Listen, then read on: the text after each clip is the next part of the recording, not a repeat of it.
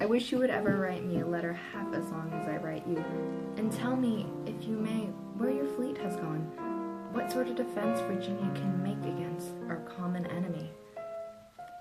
I hope the riflemen, who have been shown themselves to be very savage and even bloodthirsty, are not a specimen of generality of the people.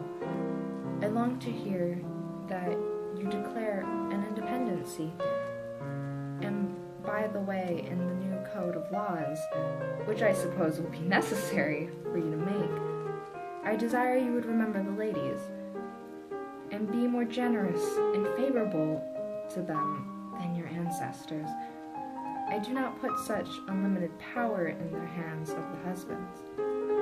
Remember, all men would be tyrants if they could. If particular care and attention is not paid to the ladies, we are determined to ferment a rebellion, and will not hold ourselves bound by any laws in which we have no voice or representation, that our sex are naturally tyrannical, is a truth and so thoroughly established as to admit of no dispute, but such of you as wish to be happy willingly give up the harsh title of master for the more tender and endearing one of friend. Why then not put it out of power of the vicious and the lawless use of us with cruelty and indignity, with impunity? Hello there, I'm Abigail Adams, and you might know me as John Adams' wife, which makes me the second First Lady. But a lot of people actually don't know this. I was also the first Second Lady. That's due to the fact that my son, John Quincy Adams, was the 6th President of the United States. Oh, that old letter? Yeah, I wrote that back to my husband, really just to catch up at first, just kind of talk about what was going on, but I really needed to get to the point pretty quickly.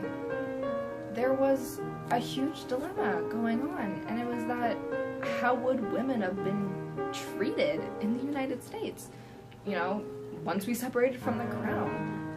Back in the day, we were pretty much slaves of our husbands, but my husband and I had already had a very good relationship, and I wanted that to be reflected in all other relationships.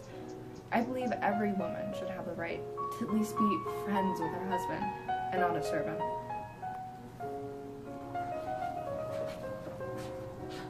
John, what's the matter? I can't get this right. Like, I don't know why it's not fitting. Well, what if we move this down here? Kind of forget about that. I guess. You're so good at this kind of stuff. Oh, Abigail? Yes, we were quite close. You know, a lot closer than most husbands and wives. She wrote to me a lot, my key advisor, I'd say. And we were friends, even though she was my wife, which was a stretch for a lot of people to comprehend. Oh, John and I? Of course we're friends.